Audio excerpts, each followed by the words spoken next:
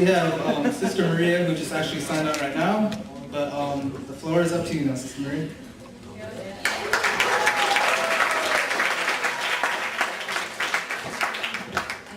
I just found out about this an hour ago, and I didn't even know what it was about. I just thought it was open mic, and I thought it was through Uncultivated Rabbits. And I had come... Yeah. Yeah. So, I'll just go to my piece. This is about... a lot of us tend to judge people. So before you come to a conclusion about somebody, just learn about their history first. Can you guys hear me? July she is born. Fresh from the sphere of God's divinity, she peers at flesh as she spills out the woman she cries. Her wail suspends the dysfunction of their lives and they smile. Mama's only girl, daddy's firstborn, and their throats swell with pride. Pinkies offered to her plump fist to tease a baby's automatic grip, and if you look at the picture, they seem to reverberate happy. She is born, 10 strands of innocence. But at 4 years old, Daddy points and says, "Choose, baby girl, it's either me or her." And she looks at her mom, her face plump from pain, injected into her nose from his needle of convictions. Her eyes bleeding liquid, pleased for her baby to choose her. And for the first time, little one got to know confusion. They'll become close friends.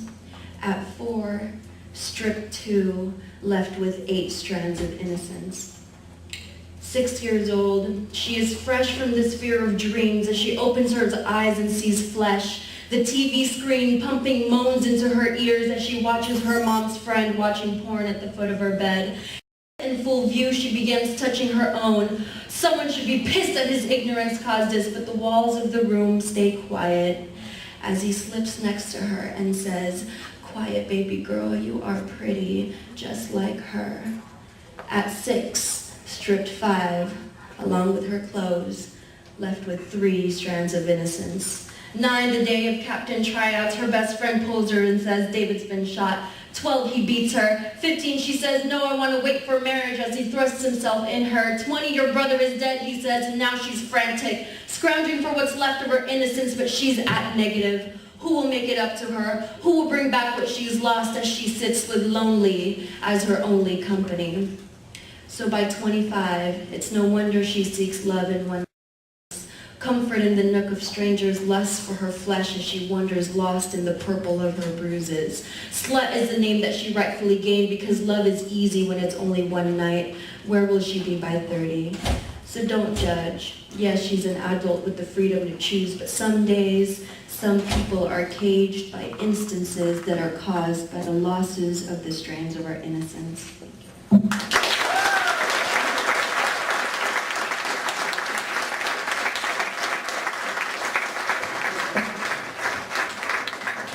We're getting closer and closer to Amir Sulaiman now. You guys should be more and more excited. So up next, we actually got Sister Dashani, who helped put this on. She did a lot of work for this, so.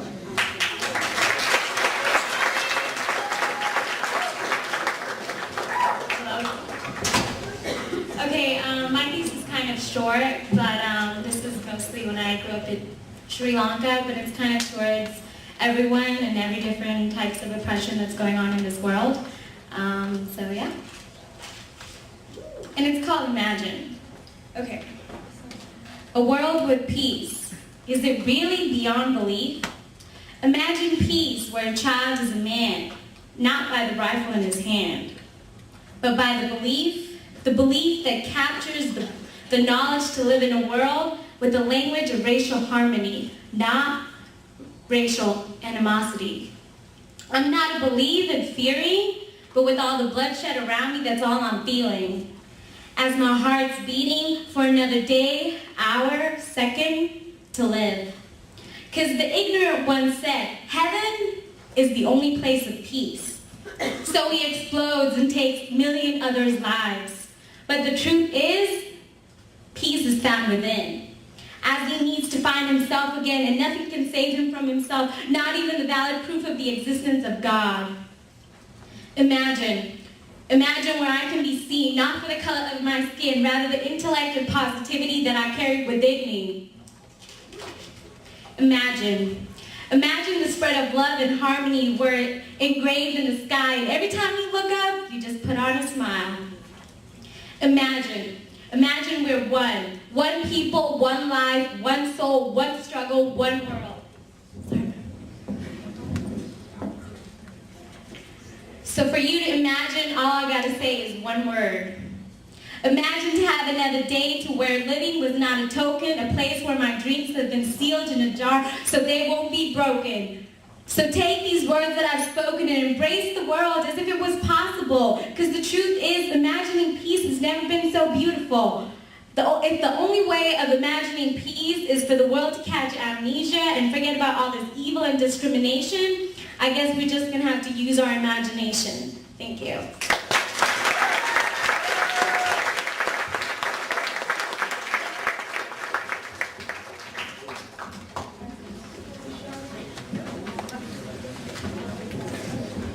Yes, the mic really did fall off. That wasn't everybody's imagination.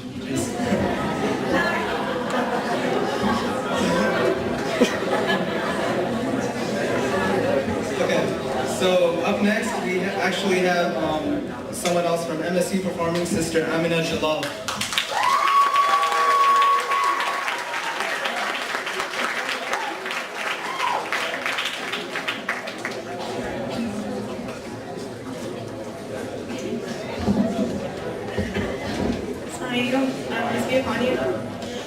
Just to give this a little bit of context, a couple of you guys might know that actually this month the apartheid state of Israel celebrates its 62nd birthday, I guess you could say. So this piece kind of comes out of that. This is my first time doing spoken word, so please do bear with me.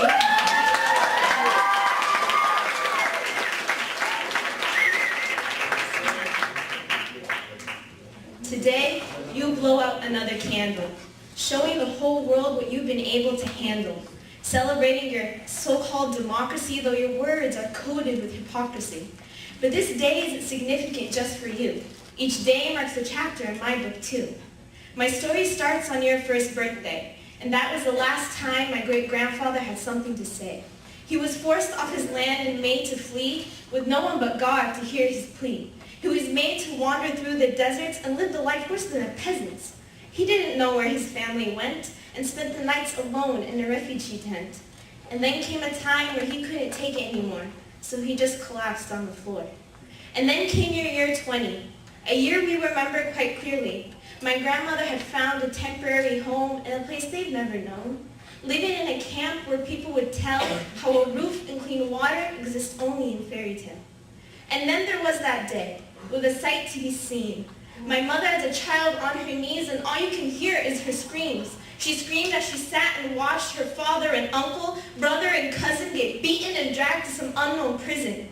That was the last time she'd heard of them, and she could only pray there is still breath in them. I can go on with years 35 and 50 and the events that happened in year 60. But now that you've turned the big 6-2, you'd think you would have learned a lesson or two. But your history has stayed the same. Years of treating us like pieces in your game, move us when you want to, push us around the board, or push us off completely when you get bored. You've used us to test your newest weapons, filling our sky with lethal fluorescence, dropping white powder, and all I remember is the burning sensation make a lion surrender. You might wonder who I am, or why I write to you with my pen. But I don't need to give you a name or a face, because you can find me all over the place. I was watching from afar as you uprooted our trees, leaving a scar for all to see. I was watching from a corner as my mother wept over my brother's body in horror. I was hiding under the rubble as your bulldozers made yet another house tumble. I am the one standing in front of your tank. With a rock in my hand, I refuse to step back. Because you see, with everything you've done to my family and me, you haven't broken our dignity. We still stand and resist with every breath we have because our souls are the one thing you cannot have. So no matter what you try to do, we will always resist, even if it's by just to exist. You might wonder who I am, or why I write to you with my pen. But I don't need to give you a name or a face, because you will find me all over the place. I am the Palestinian child you've terrorized for years, standing and fighting until I am free. Thank you.